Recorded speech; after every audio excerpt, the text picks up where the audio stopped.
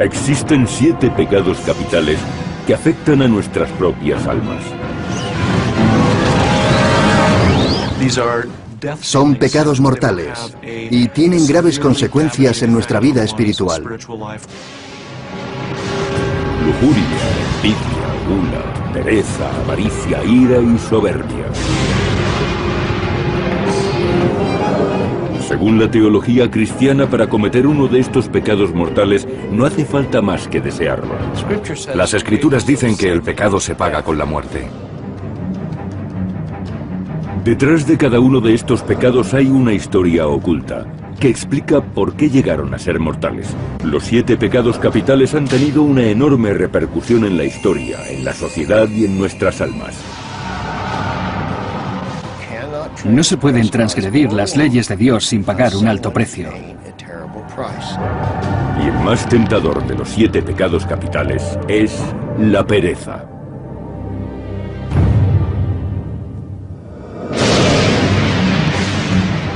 Los 7 pecados capitales nunca son mencionados en la Biblia. Aparecieron por primera vez 3 siglos después de que se escribiera el Nuevo Testamento. En el año 375 después de Cristo, el monje cristiano Evagrio Pontico huyó de Constantinopla y se retiró a un pequeño monasterio de Egipto. Allí redactó una lista de tentaciones, según él, las más peligrosas para el alma. Las tentaciones resultaron ser 8. Y la pereza no aparecía como una sola, sino que figuraba como 2 tentaciones mortales. Evagrio llamó a una de ellas asedia, que podría traducirse como apatía. La otra tentación mortal era tristitia, que se traduce por tristeza. Evagrio pensaba que tanto la apatía como la tristeza podían conducir inexorablemente al abismo del infierno. En el año 590 después de Cristo, el Papa Gregorio Magno examinó la lista de Evagrio y redujo las tentaciones a 7, combinando asedia y tristitia en el pecado de pereza.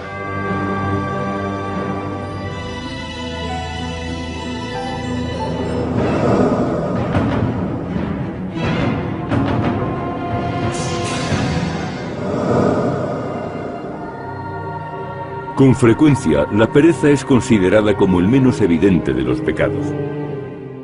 Sabemos que la pereza es uno de los pecados capitales, pero en realidad no parece tan obvio.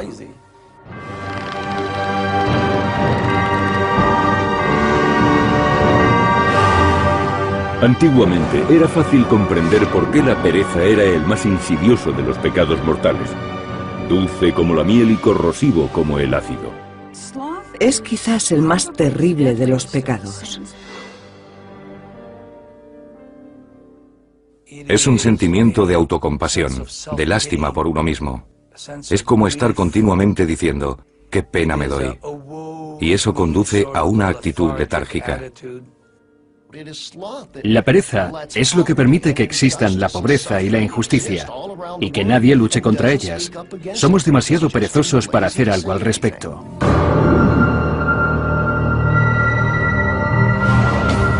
La pereza se define como la aversión a realizar un esfuerzo. Ha evolucionado con el tiempo y también significa ociosidad o indolencia. Los primeros escritos sobre el pecado de la pereza aparecieron en la Biblia.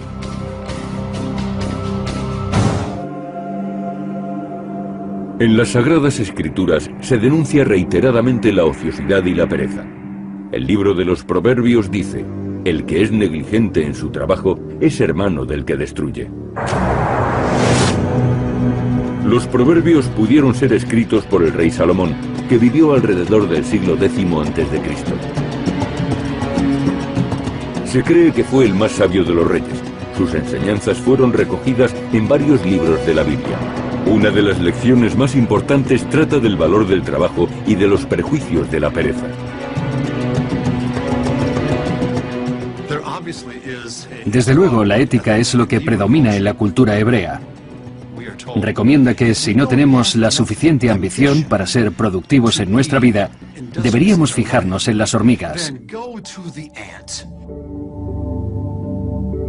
El libro de los Proverbios dice: Ve, oh perezoso, a la hormiga, mira sus caminos y hazte sabio. No teniendo capataz, ni rey ni señor, asegura su alimento en el verano y lo recoge en tiempo de siega. Es una pequeña criatura que trabaja sin descanso durante toda su vida. Lo que dijo Salomón de la hormiga sigue cumpliéndose en la actualidad. Nos anima a ser laboriosos y a trabajar para conseguir un objetivo.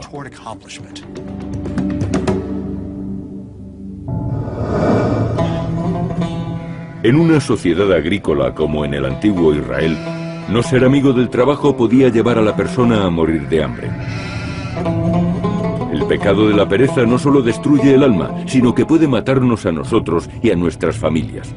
Ese era el mensaje de Salomón en sus proverbios. Hacia el año 390 a.C., los filósofos y profetas griegos predicaron las virtudes del trabajo. Sin embargo, hubo una voz en la antigua Atenas que proclamaba que la pereza no era un vicio, sino una virtud. Su nombre, Diógenes. Vivió en Atenas, y mientras otros filósofos como Platón y Aristóteles enseñaban ética, Diógenes defendía las virtudes de la pereza. No tenía trabajo, deambulaba de un sitio a otro, mendigaba y decía frases muy ocurrentes. Diógenes se enorgullecía de no tener hogar. Solía refugiarse en un barril en medio de la calle. Criticaba el excesivo apego a las posesiones y predicaba las virtudes de la sencillez. Siempre decía, ¿para qué trabajar? ¿Para qué tener un oficio? ¿Para qué dedicar tanto tiempo a acumular riqueza si luego no podemos llevárnosla? ¿Para qué buscar placeres pasajeros? Diógenes opinaba que había que aprovechar el momento y vivir con sencillez. Se dice que Alejandro Magno, impresionado por la humildad y la sabiduría de Diógenes, lo buscó por las calles de Atenas.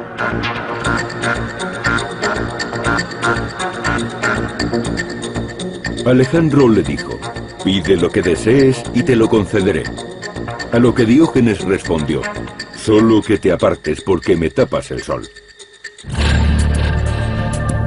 Alejandro se retiró de allí sintiéndose más sabio. Él lo tenía todo. Diógenes no tenía nada. Pero ¿quién era más feliz de los dos?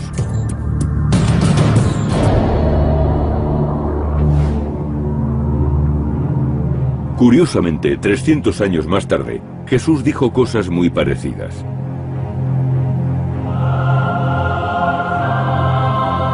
También él predicaba la sencillez. Mirad los pájaros del cielo, que ni siembran ni recogen, y sin embargo mi Padre les da de comer.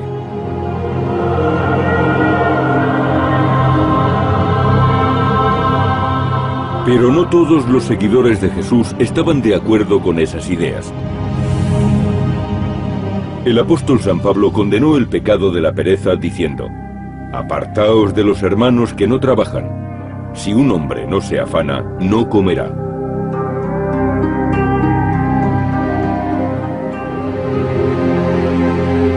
En la civilización occidental siempre se han destacado las virtudes del trabajo.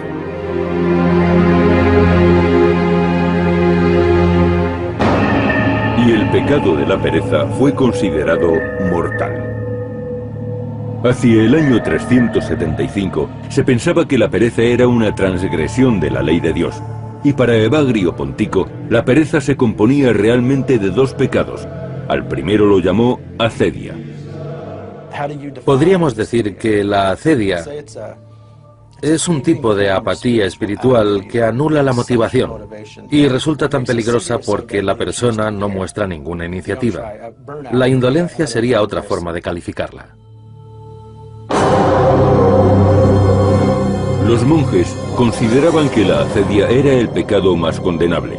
Uno de ellos escribió: la acedia es el terreno particular de los ermitaños. Hace que un monje esté disgustado por su celda y que desprecie a los hermanos que viven con él. pero además acaba volviéndolo perezoso y eso le impide cumplir con sus obligaciones.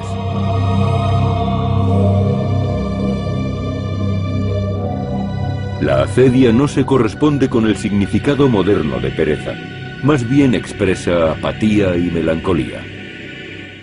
Acedia, en mi opinión, significa desgana. Uno se siente incapaz de preocuparse incluso de sus obligaciones. La persona no encuentra ninguna motivación. Yo llamo a la acedia morfina espiritual. Cuando te inyectan morfina, dejas de sentir dolor y por tanto acaban tus preocupaciones. En mi opinión, la acedia provoca los mismos efectos.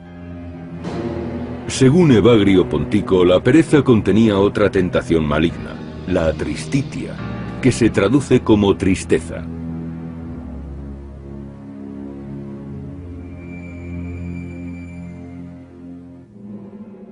Evagrio opinaba que la tristeza era una falta especialmente condenable. Se trataba de una actitud muy destructiva, ya que no solo perjudica a los que la padecían, sino también a los que estaban cerca. Este pecado se contagiaba con excesiva facilidad de unas personas a otras.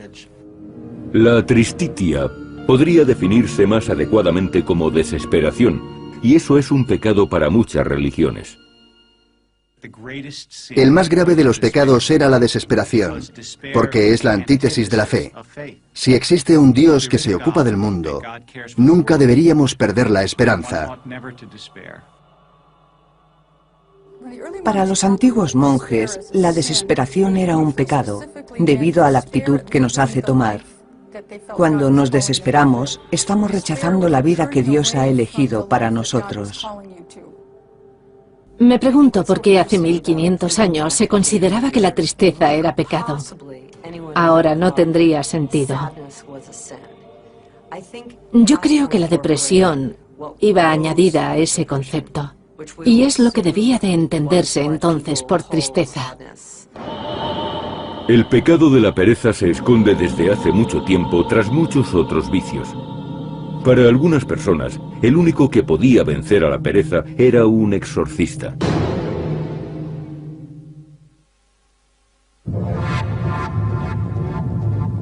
Los 7 pecados capitales han sido utilizados como guía por los cristianos durante más de 1000 años. El pecado de la pereza se caracteriza porque combina apatía, descuido, dejadez y desconsuelo. Pero en la antigüedad, muchos opinaban que no era un pecado sino una enfermedad. Alrededor del año 500 a.C., los griegos pensaban que la pereza podía ser curada.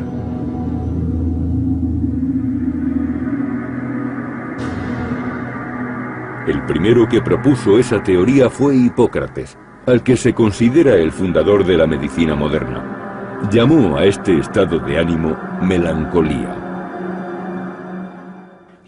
La describió como una condición cuyos síntomas eran la tristeza, la ansiedad, el desánimo moral, la tendencia al suicidio y el miedo prolongado. Y dijo que los pacientes que sufrían esas emociones tendían a perder el apetito y a aislarse del mundo. Hipócrates creía que estos síntomas se debían a un desequilibrio entre los 4 fluidos corporales, a los que llamaban humores. Y estos 4 humores eran la sangre, la flema, la bilis negra y la bilis amarilla. Demasiada bilis negra hacía que la persona se volviera melancólica, desganada y apática. Más tarde, los cristianos llamaron pereza a ese estado. Para curar esa descompensación de bilis negra, se practicaban sangrías, se provocaban vómitos o se aplicaban fuertes enemas. Eran métodos para limpiar el cuerpo de ese fluido. El tratamiento era doloroso y disuasorio. Hacia el año 200, los romanos dominaban el mundo, y el famoso médico Galeno propuso otra causa para la pereza. Galeno afirmó que la pereza estaba provocada por la incapacidad de liberar los fluidos sexuales. Galeno fue el mejor médico de Roma y entre sus pacientes le interesaban principalmente las mujeres. La cura de Galeno consistía en ayudar a los pacientes a liberar sus fluidos sexuales. Eso aparentemente curaba a las mujeres de la depresión. Para el mundo grecorromano, la pereza no era más que un síntoma físico. Algo que se correspondía con nuestro concepto de depresión. Sería interesante conocer hasta qué punto los perezosos sufrían del mal de la melancolía. Debe de haber existido una coincidencia significativa, porque la palabra acedia aparece frecuentemente en los tratados de medicina con el significado de melancolía. Hacia el año 400, el cristianismo era la religión dominante en el Imperio Romano, y el concepto de la pereza cambió de nuevo. Es curioso que antiguamente la depresión no fuese acompañada de ningún estigma concreto. Pero con la llegada del cristianismo, el concepto de depresión como pecado de acedia adquirió mucha importancia. Cuando Evagrio Pontico concibió la pereza como la suma de dos tentaciones, acedia y tristitia, cambió el modo en que la sociedad había entendido ese pecado durante siglos. Las enfermedades mentales eran enfermedades del alma y aparecían porque uno caía en desgracia ante Dios. Por eso sufrir depresión era algo vergonzoso. En la época medieval y en los siglos posteriores, el pecado de la pereza era causado por algo mucho peor que un desequilibrio en los humores. Seguía considerándose que la depresión estaba provocada por la invasión de espíritus y por tanto era obra del maligno. Se creía que este pecado era la consecuencia de una posesión demoníaca o de un trato íntimo con el demonio. La depresión era como los demás pecados, algo que ocurría cuando el demonio se apoderaba del alma. Evagrio incluso llegó a relacionar el pecado de acedia con un demonio concreto de la Biblia. En el Salmo 91 se menciona un espíritu maligno que actúa a mediodía. La depresión es un demonio que se manifiesta a todas horas. Siempre nos acompaña y destruye nuestra vitalidad.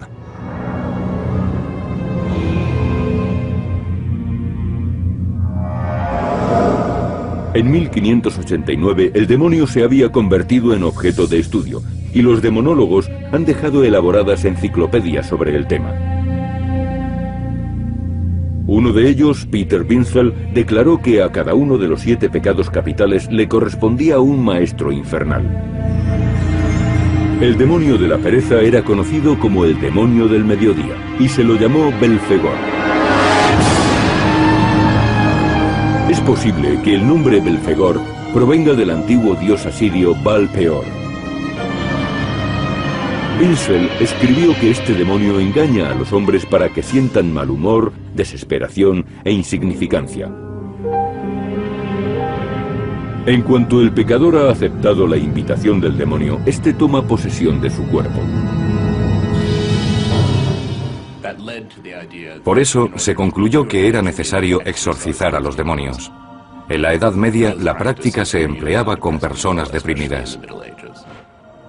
Yo soy el auténtico exorcista. Y al proceso de eliminar los demonios del cuerpo se le llamó exorcismo. Los judíos lo practicaban. Todavía se realizan exorcismos. El pastor Bob Larson se enfrenta al espíritu del mal. Mirad este signo. Es el símbolo de vuestra derrota. El pastor Bob Larson practica cientos de exorcismos al año. Miradlo. Dice que el demonio Belfegor está vivo y lleno de energía. Habéis perdido. Habéis sido derrotados. He conocido a personas poseídas por el demonio de la acedia que forma parte del pecado de la pereza. Y en muchas ocasiones me he encontrado con ese demonio. Él prefiere el nombre de acedia al de pereza. Puede que sea una moderna variedad de este espíritu maligno. Dice que su función es asegurarse de que las personas no hagan nada con su vida, que sean improductivas. Es como si estuvieran muertas. No pueden actuar. Este libro dice que Cristo nos quiere. Larson expulsa al demonio de la pereza con oraciones. Satán, dejarás tranquilo mi destino. Yo os ayudaré. Lecturas de la Biblia. Está en los escritos de Israel, según los hebreos. Y enfrentándose a él dentro del poseído. Dios hará que abandone el cuerpo. Abandónala y déjala ir en paz. Se trata de una práctica muy controvertida y algunas personas se oponen a esta clase de exorcismos.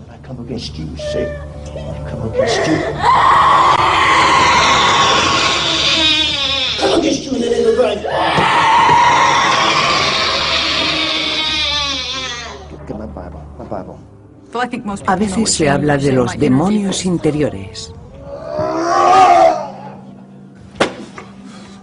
Pero puede ser peligroso tomarse esta expresión en el sentido literal. Las personas psicológicamente débiles creen que es un auténtico demonio lo que habita en su interior y empiezan a tener experiencias muy desagradables.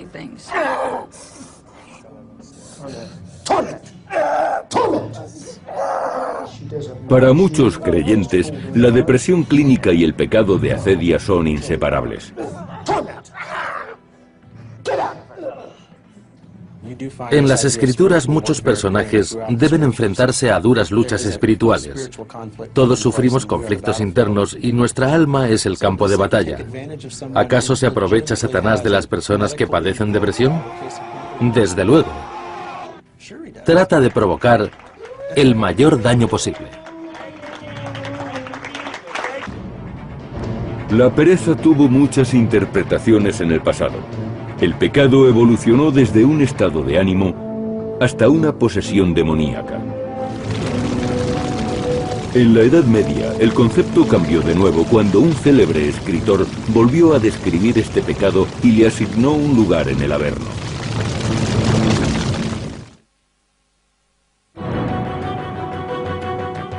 Los 7 pecados capitales son una parte importante de la teología cristiana.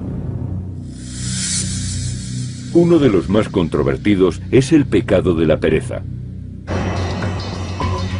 Para los antiguos griegos y romanos, la pereza era una enfermedad que conducía a la apatía, el abatimiento y a la depresión. Pero los cristianos de la Edad Media consideraban que la pereza era un pecado, una presencia demoníaca en el alma que conducía directamente al infierno. Y habían aceptado que esta terrible tentación integraba 2 emociones, tristitia o tristeza y acedia o apatía. La pereza era un pecado porque los enfermos de acedia y tristitia rechazaban la posibilidad de salvación. Eran personas incapaces de experimentar ningún placer. El futuro se les presentaba oscuro y despreciaban su vida pasada. Y si pensaban de ese modo, significaba que habían perdido la fe y la esperanza de su salvación. En el año 1320, los cristianos creían que aquellos que rechazaban la salvación solo podían esperar un destino, el infierno y la condenación eterna. Nadie describiría mejor el Averno que el poeta italiano Dante Alighieri. La obra épica de Dante, la Divina Comedia, es un viaje a través del infierno, el purgatorio y el cielo. Dante sentía una aversión particular hacia el pecado de la pereza porque conocía su poder.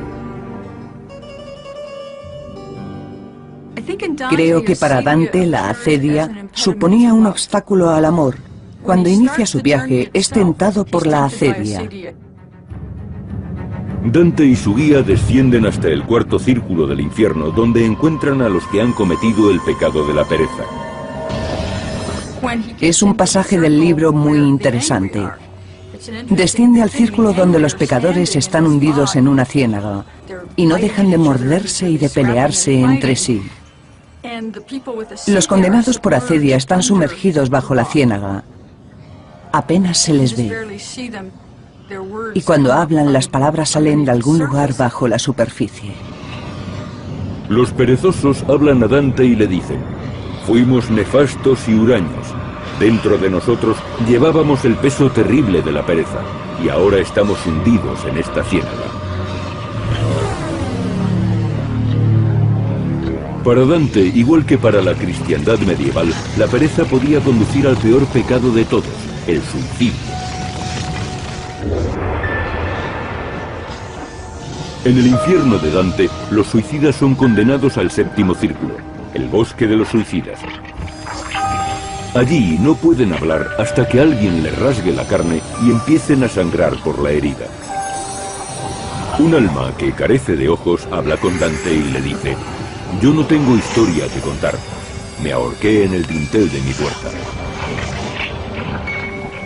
Según los cristianos, suicidarse es cometer un asesinato, y en la actualidad sigue siendo pecado para muchas religiones. El suicidio es pecado, ya que cada uno es responsable de su propia vida. Somos tan responsables de nuestra vida como de las de los demás. Y esas vidas nunca se deben perder. Para el judaísmo, el suicidio es un pecado terrible. Chesterton, un escritor cristiano de origen inglés, declaró: un suicida es un centinela que deserta de su puesto. Estamos en este mundo para cumplir una misión. Cada ser humano es único, y cuando alguien se suicida, priva al mundo de algo insustituible. Por esta razón, algunos teólogos insistían en que la pereza era mucho peor que cualquier otro pecado. La pereza es el único pecado que no tiene perdón. Se consideraba que una persona cometía suicidio en un acto de desesperación. Por eso, hasta hace poco, no se permitía que los suicidas fueran enterrados en tierra consagrada. Por lógica, tenían que estar en el infierno. Para Dante, el suicidio era una tragedia. Sin embargo, la actitud hacia la pereza cambió con la llegada del Renacimiento. En el año 1621, un escritor llamado Robert Burton aseguró que la pereza era una enfermedad física y que de ningún modo se trataba de una deficiencia moral. Tituló su libro Anatomía de la melancolía. Sin duda alguna, Robert Burton fue el que mejor escribió sobre la melancolía y sobre la depresión. No proponía exorcismos, ya que los consideraba inútiles y ridículos. Él recomendaba recurrir a los amigos y sincerarse con ellos. Pero sobre todo, se trata de tener paciencia y de esperar a que la depresión vaya pasándose de un modo natural. Burton se diagnosticó a sí mismo la enfermedad de la melancolía y culpó parcialmente a la astrología. A los 62 años redactó su propio horóscopo y creyó haber averiguado el día y la hora exacta en la que moriría. Curiosamente, Burton murió en el momento que había previsto. Muchos creyeron que por su propia mano. En 1629 se formó la colonia de la Bahía de Massachusetts. Allí nació un concepto muy diferente de la pereza para los colonos. Los puritanos no tenían tiempo para ideas románticas sobre la pereza. Los colonos americanos tenían una idea muy radical sobre la depresión. Pensaban que era una obra del demonio que estaba presente en todas partes. Sufrían muchas dificultades y estaban aislados del apoyo exterior. La depresión era frecuente en las colonias, ya que tenían que luchar contra la enfermedad y la muerte. Tal y como decía el libro de los Proverbios, los puritanos creían que el trabajo, el ahorro y el esfuerzo conducían a la felicidad. De aquellos laboriosos fundadores proviene la expresión ética puritana de trabajo. Cotton Mather fue un predicador que vivió a finales del siglo XVII y principios del XVIII. Y como otros predicadores de su tiempo, no tenía muy buena opinión de la depresión. De hecho, en las primeras colonias puritanas, el pecado de la pereza era un crimen punible. Pero cuando la mujer de Cotton Mather sufrió una fuerte depresión, El estricto predicador se volvió más tolerante hacia este pecado. Escribió algo maravilloso: que los hijos de los melancólicos no se cansen de la carga que llevan con tanta paciencia.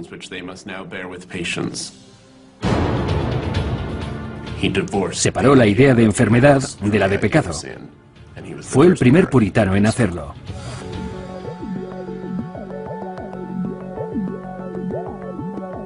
La tendencia innovadora de los americanos se impuso y el pecado de la pereza fue juzgado con mayor tolerancia. Por ese motivo, muchas personas intentaban aprovecharse de este pecado tan ambiguo.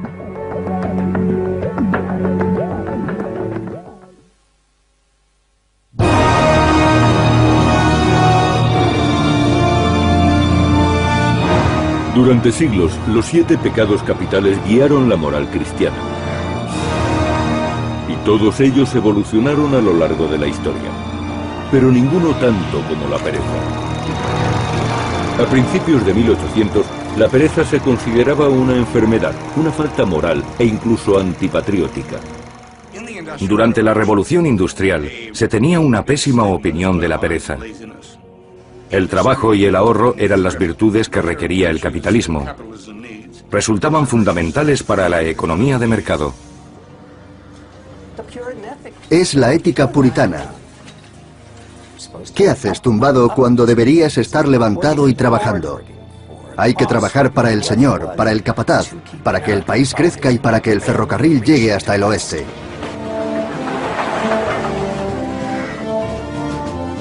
En 1869, el doctor George Miller Bird acuñó la palabra neurastenia. Definía un trastorno cuyos síntomas eran fatiga, pereza y apatía. Actualmente la neurastenia tiene otro diagnóstico, pero hace 100 años se consideraba que era una enfermedad producida por el exceso de trabajo. Y la padecían más los hombres que las mujeres, porque utilizaban más la cabeza. Eso decían. En aquellos tiempos, los inventores y los mercaderes aseguraban conocer la cura contra la pereza.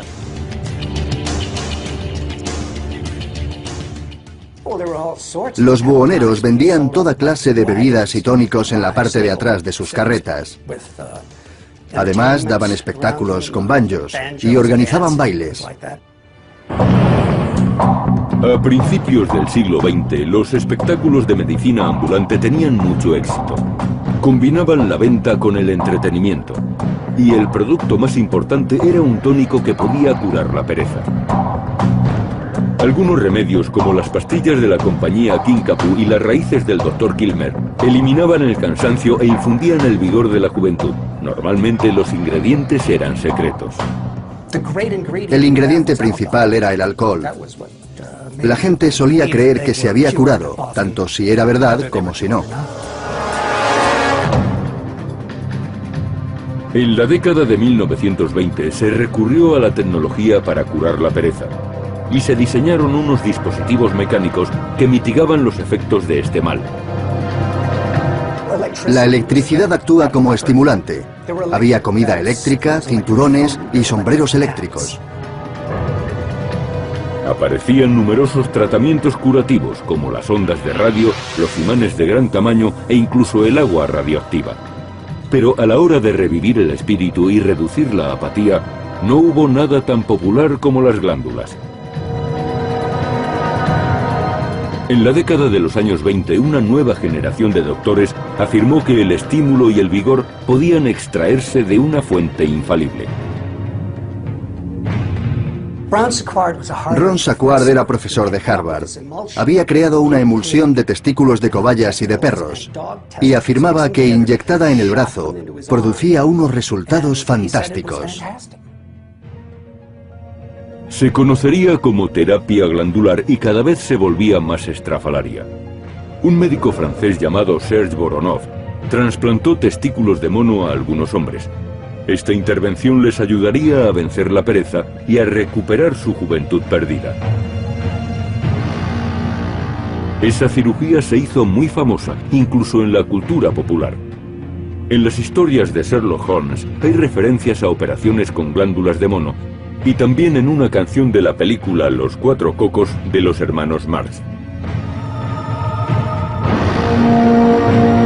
Pero nadie tendría tanto éxito en la utilización de glándulas como el Dr. John Brinkley de Milford, Kansas. Brinkley no recurría a los testículos de mono. Lo que él utilizaba era mucho más fácil de conseguir: testículos de macho cabrío, un animal conocido por su vigor. Brinkley realizó su primera operación glandular en 1918. Cobró $750 por implantar testículos de macho cabrío a un granjero. La operación tuvo tanto éxito que muy pronto había hombres haciendo cola en la pequeña clínica de Kansas. Abría a la persona y le implantaba las glándulas de macho cabrío. A veces las untaba con ajo y lo mezclaba todo en diferentes cócteles. A lo largo de los años acabó haciendo unas 16.000 operaciones de este tipo.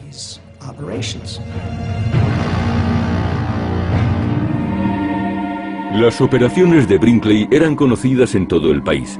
Se decía que combatían todos los vicios asociados a la pereza, especialmente la impotencia. Brinkley aseguraba que las glándulas de macho cabrío habían curado 27 enfermedades, desde el enfisema hasta las flatulencias. En cierta ocasión aplicó el tratamiento a un senador de Colorado. El paciente alardeaba orgulloso de llevar glándulas de macho cabrío. 1 año y medio después, estaba muerto.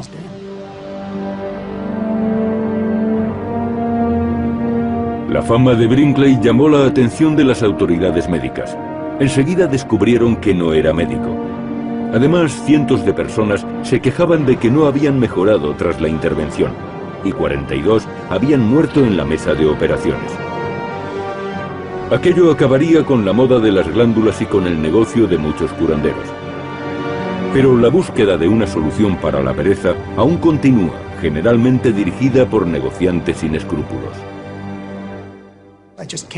Hace poco vi un anuncio de pastillas de pene de cocodrilo.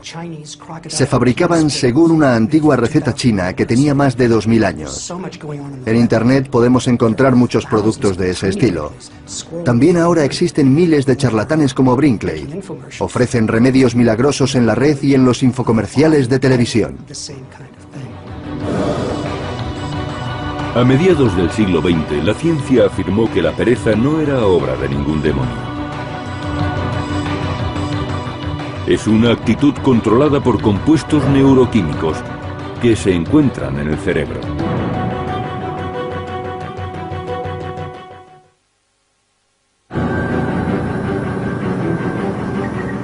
Los 7 pecados capitales han sido una guía moral para los cristianos. Pero la pereza siempre ha sido el más controvertido de todos.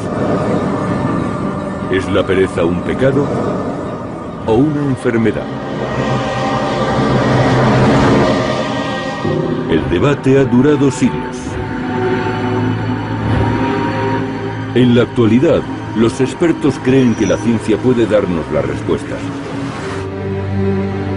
La forma más simple de la pereza es una que todos experimentamos: dejar las cosas para más tarde.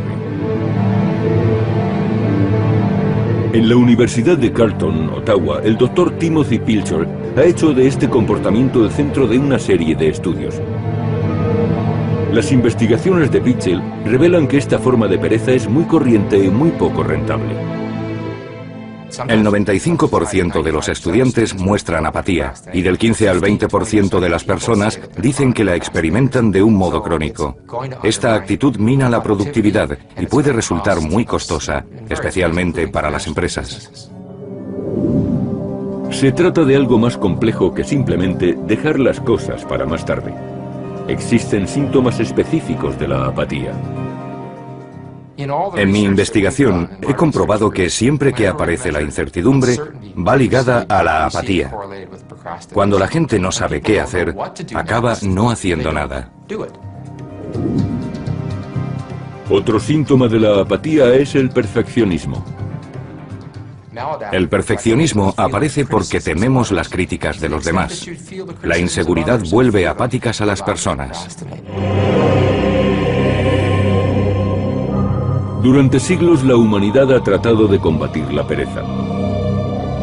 Pero los nuevos descubrimientos no se centran en la religión o en la psicología, sino en la neurología, la arquitectura del cerebro. Las personas que muestran una pereza excesiva suelen ser víctimas de una depresión clínica. La solución, por tanto, ya no se basa en las oraciones o en el exorcismo. Actualmente, el tratamiento más popular contra la depresión consiste en elevar el nivel de serotonina, un neurotransmisor esencial del cerebro. Pero todavía no está muy claro por qué es un método tan eficaz. Para los nuevos estudios se ha recurrido a la resonancia magnética. Intentan resolver el misterio de la depresión examinando el lugar del cerebro donde reside la pereza.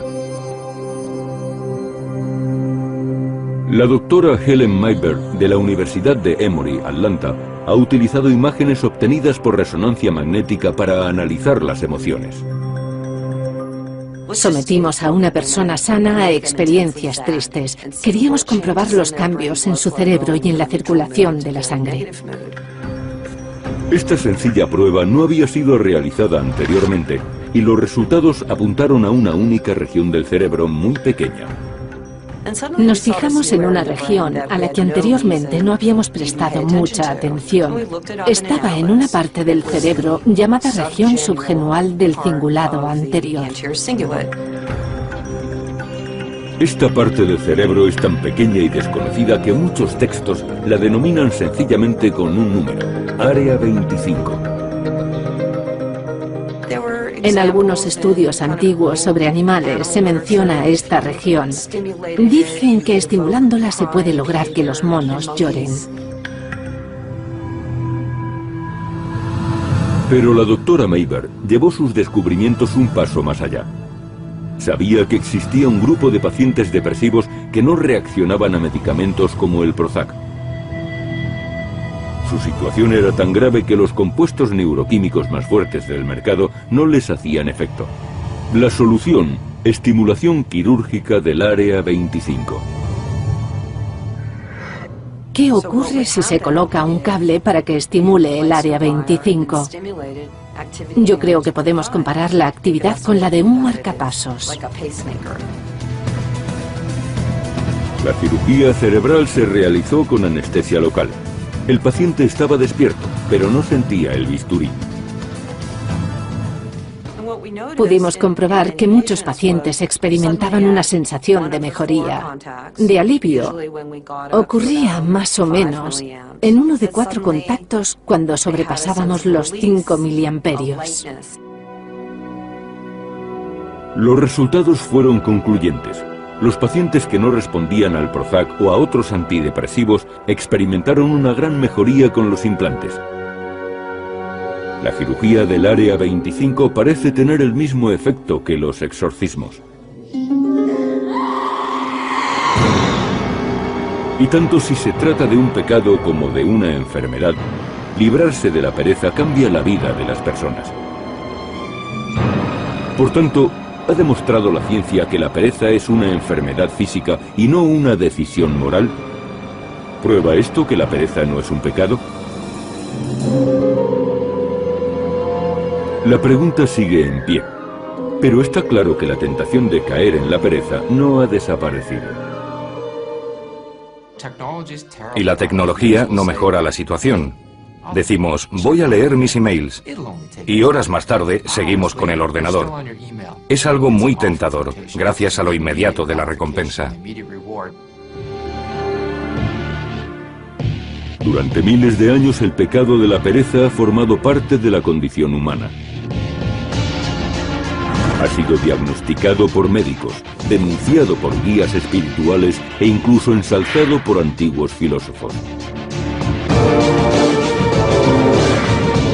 Y según la tradición cristiana, basta un simple acto de pereza para condenarnos al infierno.